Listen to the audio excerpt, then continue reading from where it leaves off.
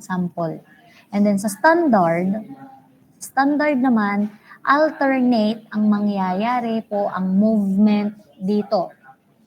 Okay, alternate ang mangyayaring movement. Kung ang nakataas na paa halimbawa ay kaliwa, ang itataas namang kamay ay kanan. Baliktaran lang. And then, pag sa progression, dead bug press, okay, yan, as you can see, may picture naman, kagaya din dito sa standard, pero itutuwid lang ang paa. Tapos, palitan din. Naiintindihan ka po? Nagigets ga? Ayan. So, dini naman din sa bird dog, okay, ito ay basic lang. Kamay lang ang magmo-move dito. Magpapalitan ng kanan at kaliwa.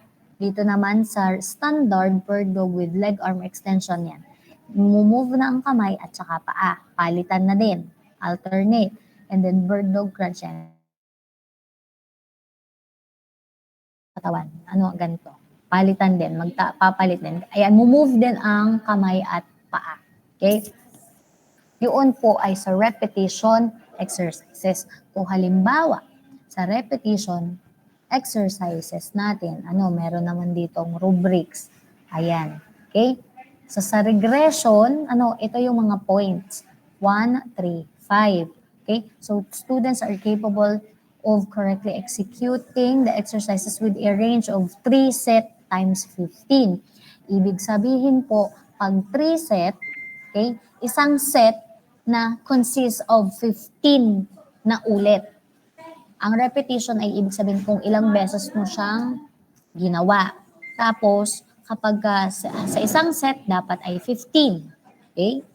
Kapag ka nakatatlo kang 15, okay, consists of 5 points yun. Pero kung hindi man, ay okay lang. Nagkakaintindihan ka po.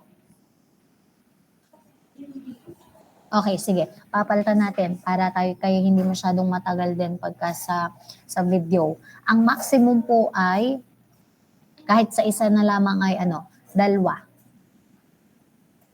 Makadalawang set. Kung kakayanin, pero kung kakayanin po na hanggang 3, much better. Okay, nagigets ga? Okay? So again, pag repetition ay kung ilang beses mo siyang ginawa. Halimbawa ay push up 15 times. Tapos sa isang set, halimbawa sa isang set, 15 times.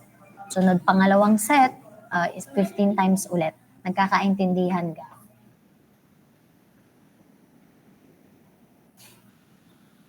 Naiintindihan ka po ako? Pakinig ka ako. Ayan.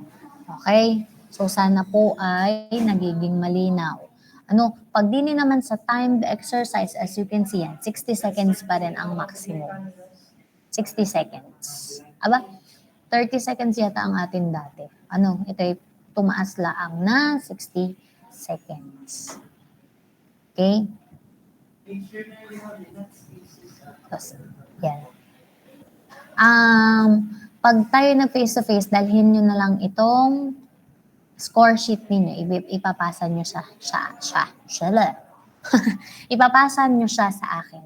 Basta lagyan ng pangalan. Huwag kalilimutan ang pangalan, section. Okay? Para dito ko pa rin ilalagay ang inyong scores. And nandito naman ang formula, kahit ako na din ang mag-total. Okay? So, meron pa akong ipapakita sa inyo na sample. Okay. Nasaan na yun?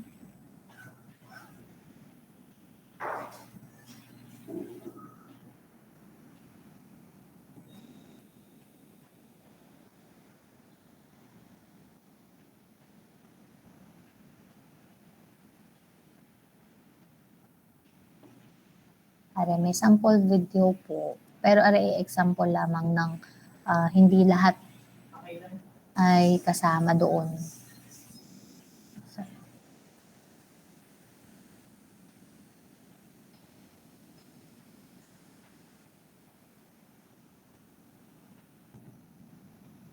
Yan, dito aking i-play.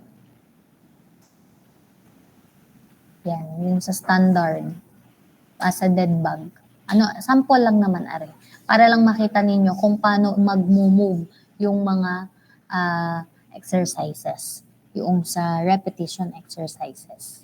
Okay? So, isend... Ay, wait mo sa patak. Sorry po. Basag yata. Hindi naman. Okay.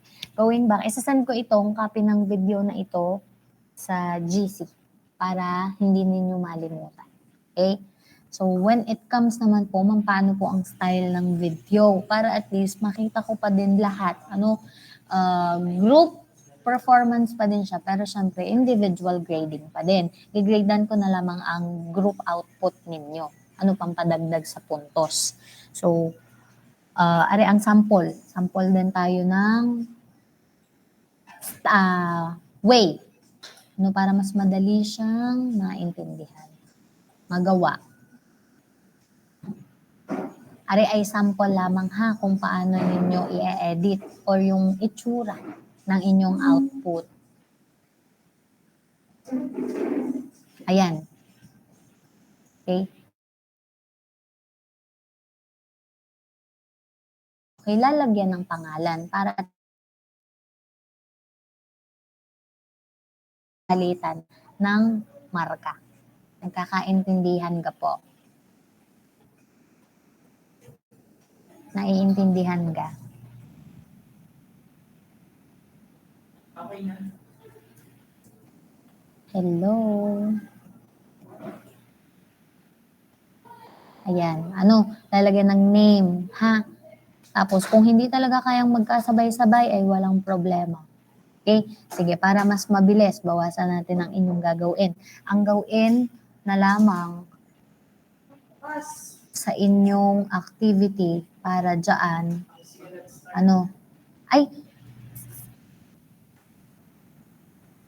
ganun din naman pala. Sige, halimbawa, isang clip, pakita nyo muna sa isang, halimbawa, 1 minute ang standard. Tapos, sunod na clip ay regression. Tapos, yung sunod. Wag nyong lahat-lahat ay pagsasamahin. Naiintindihan ka po. Regression, standard, and progression.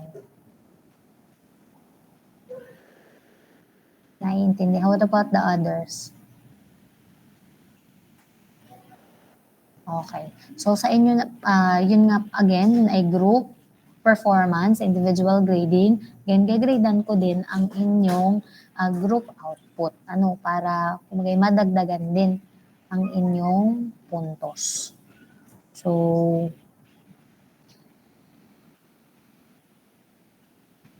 sa music, kung malalagyan ng music, much better. Pero kung hindi naman kailangan sobrang bonggang-bongga pa ng pagkaka-edit, kung ano ang makakayanan, walang problema. Okay? And syempre, ay wear proper PE uniform pa din. Naiintindihan ka po. Okay? Tapos, ang maximum, siguro ay maximum na natin ng 5 minutes. Minimum ng 3 minutes ang video. Okay lang ba?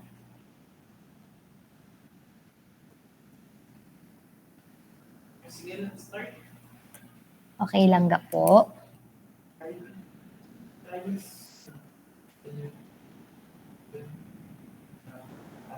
Okay, wait.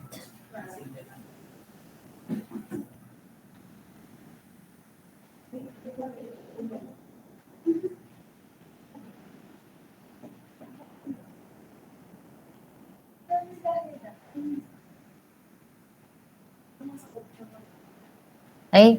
So again, 5 minutes ang maximum, 3 minutes ang minimum time ng inyong output.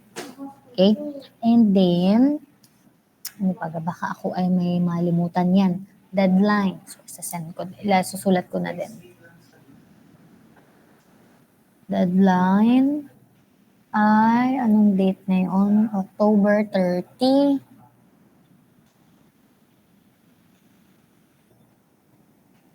Kaya na ba siya ng November 6? November 6?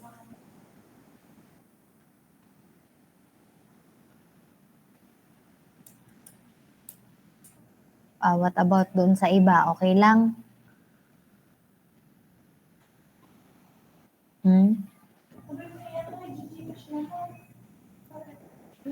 Sige. So, November 6 po ang ating deadline.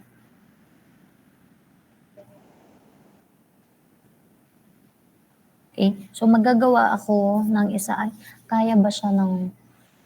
gagawa ako ng isang G-sheet.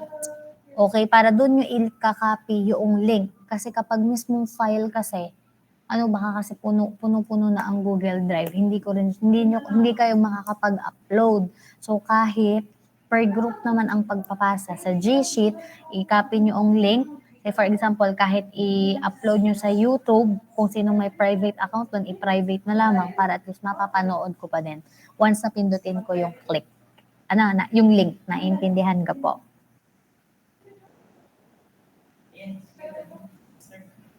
Naiintindihan po. Sure, yung tunay.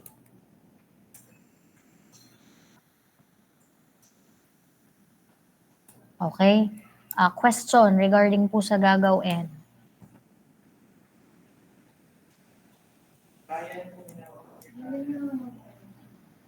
Question, go ahead.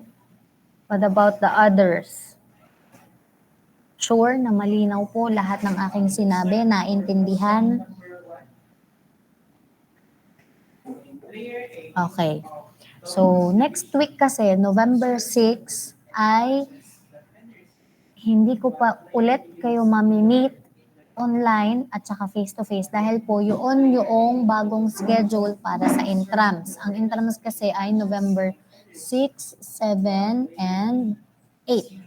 Yan ay tinamaan ang Wednesday, Thursday, and Friday. So, hindi ko kayo mamimit. Pero, mamimit ko na kayo ng sunod na week, yung November 13. November 13 ay mamimit ko na po kayo doon, face-to-face tayo doon. Okay? Maliwanag ka po. Okay? So, sa inyong output din, sa inyong midterms, wear proper attire, gagamitin pa din, syempre, ang inyong mats. Okay? Wag naman yung mga naka-short, na mga nakapangbahay. Magagawa ng pang midterms ay mga naka-short, mga naka-crop top. Okay, mga hubad baro. Naiintindihan? Okay, sige. I-forward ko muna itong video, yung sample video na yung kanina, yung una kong pinakita sa inyo, yung kung paano ang movement para hindi ko malimutan. In doubles, the layer is about conservative because the uniform from the last regard. Use the serve and equal factor. Mag-send. Yan, send. Okay, so ay sample lamang kung paano gagawin. Tapos, later ay ilalagay ko din po sa classroom yung G-sheet para doon ninyo ilalagay yung link ng inyong output. Okay? So sa bawat group ay pipili kayo ng inyong leader. Okay? Para at least ay may magli-lead pa din sa inyo. Isasend ko naman ngayon ang groupings.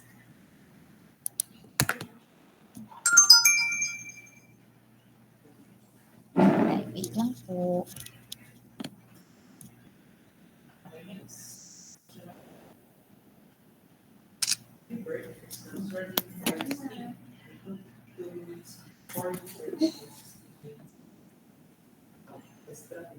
Sana ay malinaw. Ayan. So, din na din. Actually, ito naman ay in alphabetical order. Okay? Pari po ang inyong group mates. Yan. May nakalagay ang minimum and maximum at saka ang deadline. Okay? So, may question pa po.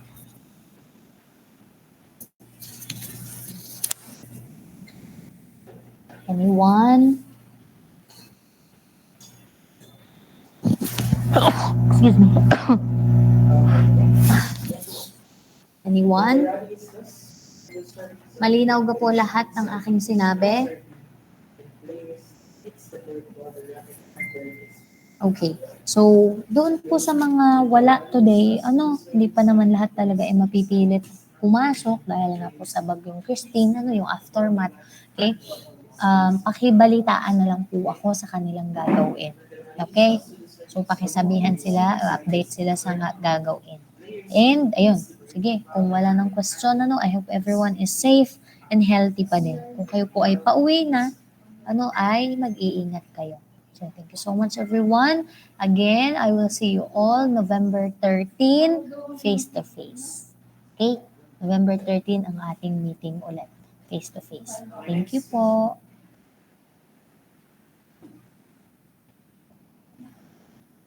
Okay. Thank you.